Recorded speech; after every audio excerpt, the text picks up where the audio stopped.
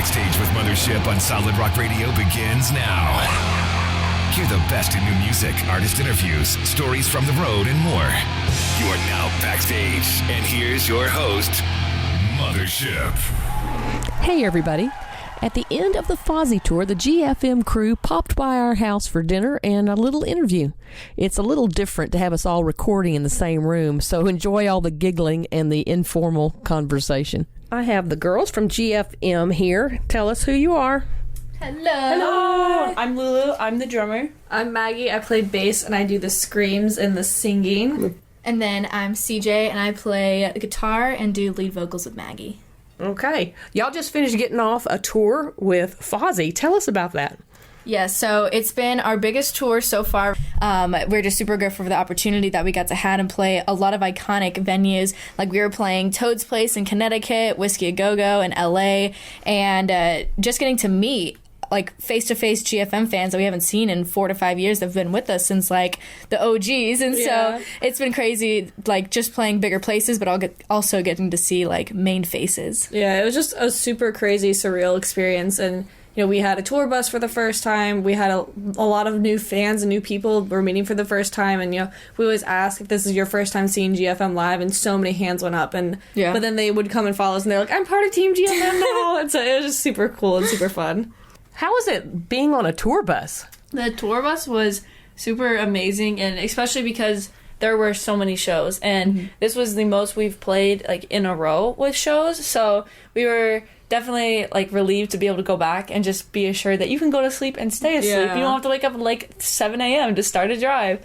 And so it was really fun to not only have that like reassurance, but also just experience of touring. Like we've never had a tour bus before. We've been on them before, but we've never gotten to ride in them and just hang out. And we felt like little rock stars, and it was really fun. And we got to take a bunch of pictures and videos, and especially because with a tour bus you get to bring more people. And so we got to bring like our merch person and our crew and Mr. Isaac, our sound man, and it was just really fun to have everyone together in like a moving hotel room. Yeah. You usually are with faith-based bands. How different was it being on this tour than the other tours? I would actually say that a lot of people were saying, oh, is it strange to be on tour with a more like general market band, or like is it hard being Christians on tour? And they were so like family oriented, and they all treat us like little sisters, or even they're like daughters. And it was really cool to see that, especially if you're going to go on tour with the general market, there's going to be people in the crowd that say things, especially because we're girls in a band. But the Fozzy people were out there like telling like, get out of the venue, like you're done, like get out of here. And it was really cool to see that happen, especially because we had people telling us like it's gonna like be careful. And so going out there, we didn't expect anything of anyone. We came open-minded, and obviously we are Christians and we are bold in our faith, but we're not going to shove that down anyone's throats. But talking with Chris, and a lot of the members of Fozzy actually are Christian, and so we were able to have like very spiritual conversations with them, which was really sick. And even the other people on the tour that didn't necessarily believe the same thing we did, they were like, it's cool that you stand up for what you believe in and say that from the stage. And so it was our first like general market tour, but I kind of feel like it was the same. They felt so family oriented, and they made sure to care for us and made sure we were okay and safe. So I will say it was kind of a different experience with the fans, though, because we are very open with their faith, and we always ask people, you know, if we feel like God is calling us, we want to pray for people. And so we ask them if there's anything we can pray about.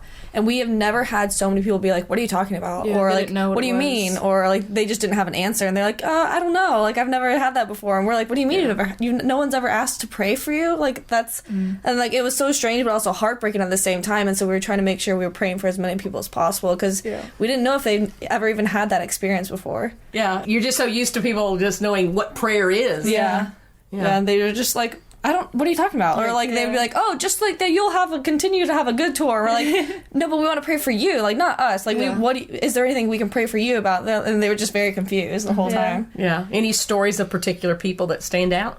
I got to actually witness to someone who not necessarily was against Christianity, but also didn't really know what it was. And he was like, I'm kind of halfway in, halfway out. And so to me, I felt called to just speak to him and tell him like what I was thinking, and kind of told him, you know, it's either full in or full out with God, because it's not a religion you're a part of, it's a relationship with God. So you can't really be half in a relationship, you know?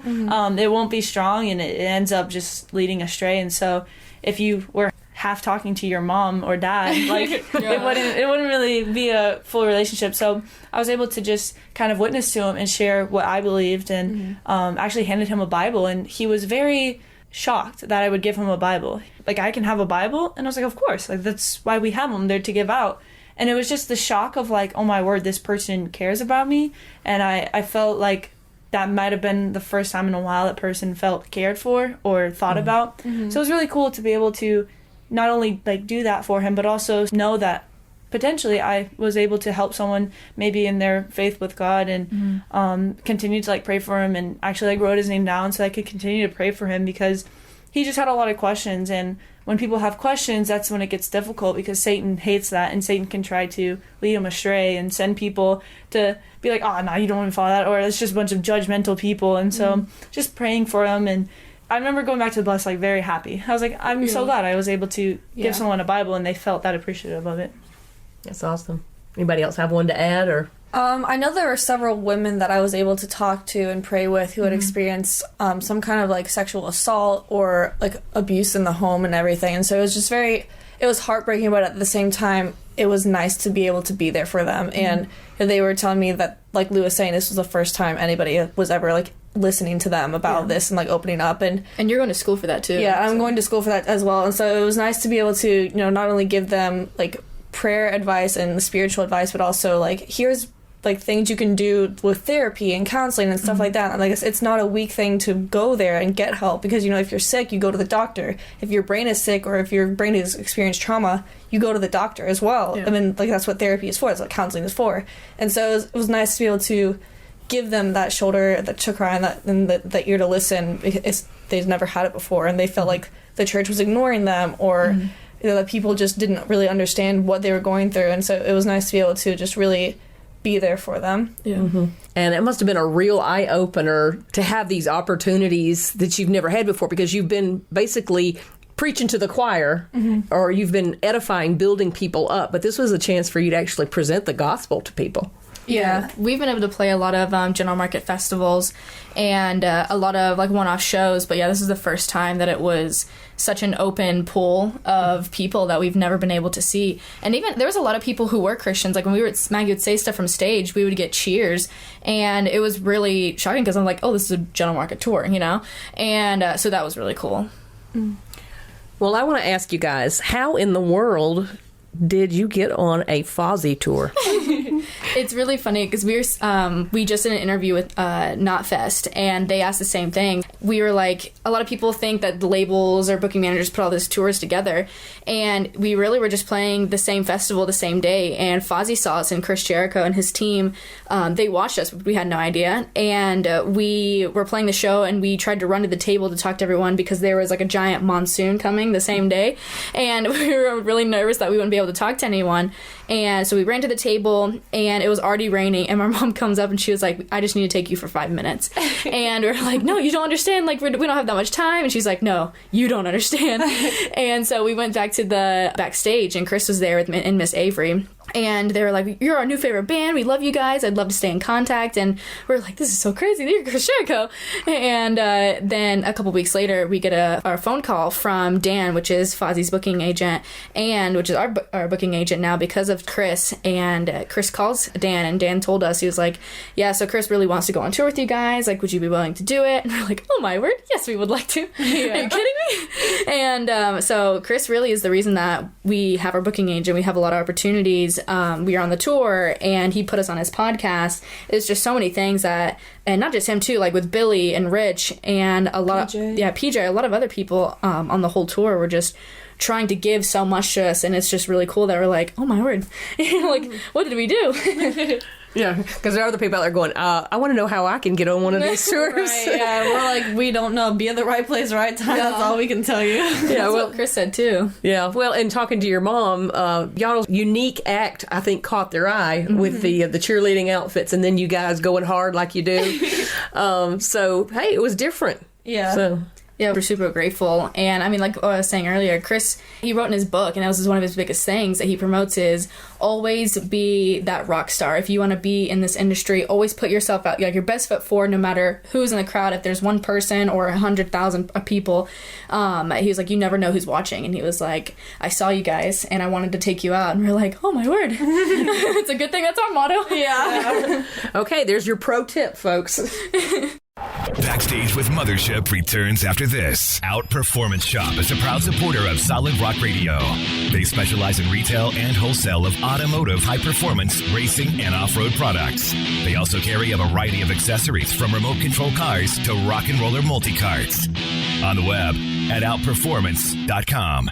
Check us out on Facebook at I'm with Mothership. Since the last time I have spoken with you guys, you have changed labels. Tell us about that. Yes. So actually, Rockfest is our first thing that we've signed to. So we were independent and we were doing everything by ourselves. And really, Maggie was doing a lot of the background, Lulu was doing a lot of the editing, and it was all of us. Yeah. And so we were always in paths kind of parallels to Mr. Joe and A 7 Day Slumber and Rockfest because we did tours together. Like, he was our first one to bring us out in 2017. And we've done tours. We've done acoustic tours. He's given us a lot of advice in the music industry. And we were just always parallel, so we never crossed paths. And then I think it was like within a month, everything just really fell into place. And he gave us the opportunity. It just really all really worked out. And then we signed to Rockfest. He was really helping us a lot of the distribution and with other things that we never were able to tap into before. And then the music videos as well. The music video. We were just getting ready to go on the Fozzy Tour. And we were like, well, we need a music video for our new song that's about to come out. Yeah. We're like, we have like a week. And I was still trying to do college and high school and also editing of like other videos that we had done. I was like, I just don't know if I can edit and film a music video to add on top of that and have it go out like on tour. And so we were able to work with their people, and they helped out with getting a music video and all that. And it took like a lot of relief off of us of like, okay, that's their stuff to deal with. Now let's deal with all the other 100 things that we have to deal with. Because now, like, they're responsible for the release of everything. They were responsible for getting the YouTube thing out, and like they also have Vivo. Like, they're doing pre-order packages. Those are just like, oh my goodness, I'm so glad I don't have to do that. I was having to do that, and Cita and Lou were having to help me do that, and it was just a whole hassle. And so now it's just I'm really excited. Good chunk of a burden is off of our shoulders. So we're very grateful for Mr. Joe and Rockfest Records. Okay, I hear a great sigh of relief here. Yes. Yeah. It's hard to juggle a lot of plates, isn't it? Oh, yeah, definitely. And we've been doing it since we started the band because we wanted to push to be independent for as long as we could until we needed that extra help, and we kind of plateaued and needed that next step up. Yeah. And so like we just kind of grew up doing all of those. They don't realize that a lot of people see us, like they see us this year, or they found us last year, and they're like, oh my word, you blew up overnight. But I've been playing drums since 4. We've been doing the band since I was 7, so the girls are like 10, 11, 12 doing that work. Like we've been doing this amount of work for years, like over 10 years of doing this. And so it's not a, oh, it happened overnight. Like this has been a 10-year working our butts off to get here. And so it's nice to be able to have that ability to give that off to someone else. And also a learning of like, we don't need to control everything. Like you can let that control over and it'll be okay. Yeah, that was the difficult part because we were like, we need help, but at the same time it was so hard. It's so hard to let somebody else have control because this is like our little baby, but at the same time we knew we needed help. And so we're like, what better person to turn to than Mr. Joe, because we know he has our backs and we're part of his family now. And so like just knowing him and his family for so many years, all his boys are all of our age, and so we're friends with all of them. We finally have friends in the music industry that are like our age too, and so it was something definitely that felt like it was right place, right time again, and just it was something that needed to happen. And I'm excited for the new release we have May 27th, which is Frame My Perception, and they helped us a lot with the artwork, the direction for even the recording. The recording. We got to work with them. Blaze even was able to. He flew down because him and Weston were kind of co-producing it as well, and we were able to kind of rework some of the songs. We're like, oh, I don't really like this song, but we need this song, and so we were able to rewrite choruses and redo some melodies and stuff and make it to where it fit more of our style. We're like, oh my goodness, now this is my favorite song. It felt DIY, but it was so much more professional than a lot of the stuff we had done before, so it was really cool. Yeah. Blaze Rojas and Weston Evans, for those who don't know who Blaze and Weston are. And they've gotten to be quite a writing duo. I did an interview with Joseph, and he was talking about how they're starting to take over for Seventh Day Slumber and changing up the sound a little bit. Yeah, it's getting a little heavier. Yeah. I was like, okay, I like that. Yeah. So how has their writing changed maybe the way your music comes out? I think it's a very complementary style to what we do, and if you know our music, it's kind of like every song is a different genre almost, and we like to just genre bend everything and just mix a bunch of things together. So having two extra people that also enjoy doing that was really fun. Again, it just complemented what we were doing, and I think that's something very important to us, to have people that complement our style and don't necessarily change it, because when you have something and someone changes it to where you don't even sound like yourself, you start becoming like, oh, I don't really enjoy playing this on stage, and then it's like, I don't know. And so we definitely wanted to make sure it was still us and still GFM, and they allowed that to happen while also throwing in their ideas, which was a really cool blend. Because they definitely pulled out a lot of new things in us. We really wanted this record to push us melody-wise, because, you know, we were already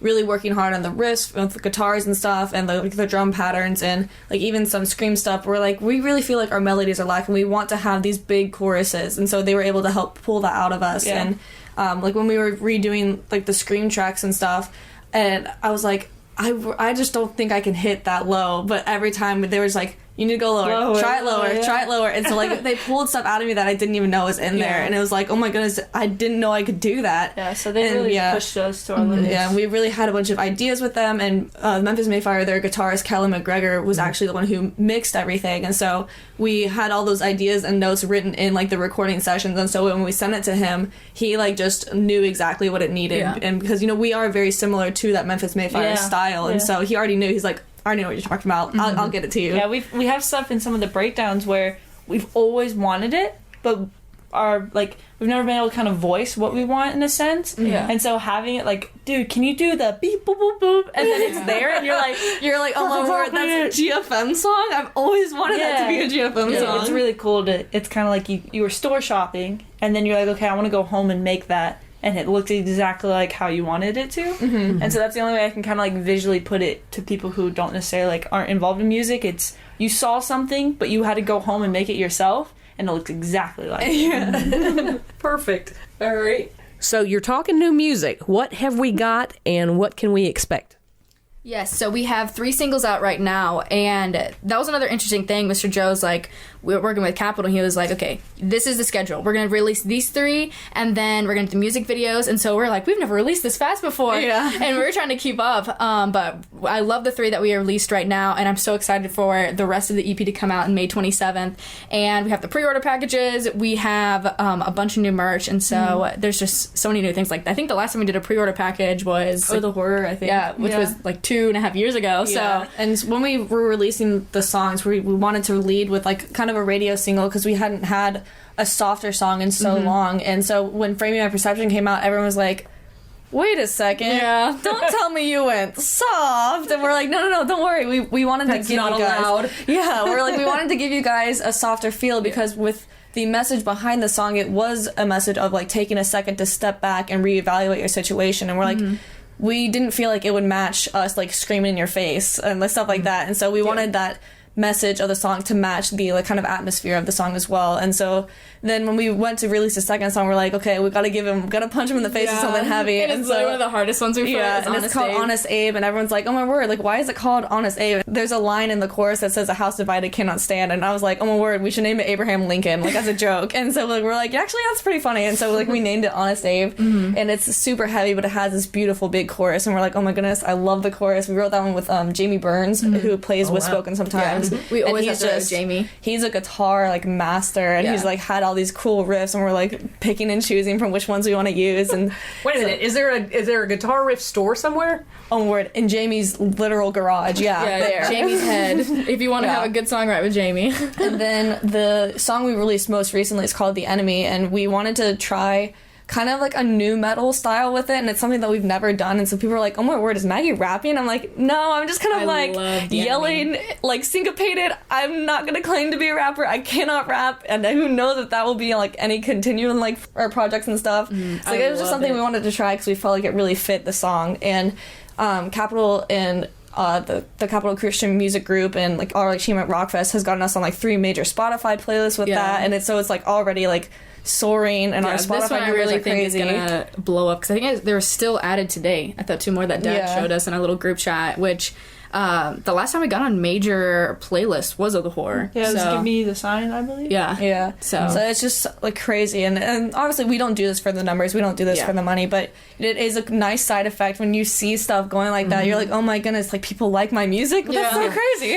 Yeah, it's a confirmation that you're on the right track and that you're reaching people. Yeah, so that's good to have feedback like that. Yeah, it's so exciting. Nothing wrong with it. Oh my goodness. You're listening to Backstage with Mothership on Solid Rock Radio. EP release date again? May 27th. That's when the whole EP comes out. Oh, so this is going to air about a week after you release the album. There's some pop punk type stuff on it. There's definitely some heavier stuff, some more rock type music, because we had the privilege of writing with Noah from Pillar, and so we're like, oh my goodness, like I'm in the presence of greatness right now. There's really something for everything, I believe, on there. Unless you like country, then that's not on there.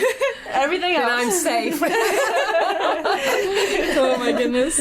Okay, that's awesome. Where can they find the album? Yeah, so we have everything linked on our social media. Everything is The GFM Band, and our website's thegfmband.com, which you can find merch stores, and it leads you everywhere. So it also has all of our social media, so all you have to do is click buttons. Well, also, we want to talk about what have you got going on the rest of the year. You just got off this big Fozzy tour. What else is going on? We're very excited for nonstop. a lot of shows that are still scheduling and also scheduled. We have a lot of festivals that are coming up that we're excited for, with like a lot of big bands. And we also have some unreleased stuff that as soon as we get the go ahead, we'll be posting about it. So again, follow us on all social medias, because that's where we post stuff. When we get the second, like you can post it, immediately post it. Yeah, we're heading home this week after this weekend, and we have a welcome home GFM show in Florida and at Kona Skate Park, because they've let us film so many music videos there. We've done pictures and like photographs there, and so they're letting us host this like welcome back home show. And then we have shows with Static X, which is like, we didn't realize how like crazy of a deal that was, and everybody we were telling, we're like, oh yeah, we're coming back to this venue with Static X in the summer, and they're like, you're playing with Static X? What? And we're like, so that's exciting to be able to tour with them. We've got a few shows with them. We've got a few shows with Liliac. We're coming back to KCF, which is always an exciting thing. Blue Ridge, just a bunch of different Rock Fest. major festivals. And then we have a lot of stuff for the fall that, like Lou was saying, is unreleased, but we're very excited. As soon as we get the go ahead, we're going to be telling everybody. We're shouting from the rooftops because we're so excited for everything that's going on. Well, we were talking earlier off air about y'all's VIP experience and how successful that was. Tell people what they get when they do a GFM VIP experience. For sure. It's funny, I don't think we've ever really explained on the public what our VIP really is, and we love to really indulge in people who give extra money just to sit with us and be with us. So we create new acoustic songs, and we don't just like to play the same thing. Like, we like to change the chord progression, the tunings, and just really make it its own song. And we pick specific ones, and then we explain them. And then we have these VIP packages, which we do a special lanyard for each tour or a certain amount of shows that we're going to do with it. And then we have a special pick that goes with the packages. We did lanyards are a specific little GFM notebook that we had. We ran out of the VIP packages in like the first half of the tour, so we made the notebook for that. But we had the acoustic EP that was with it, the eye blacks, which is like the, you know, like the football where they do the GFM kind of stickers on your face.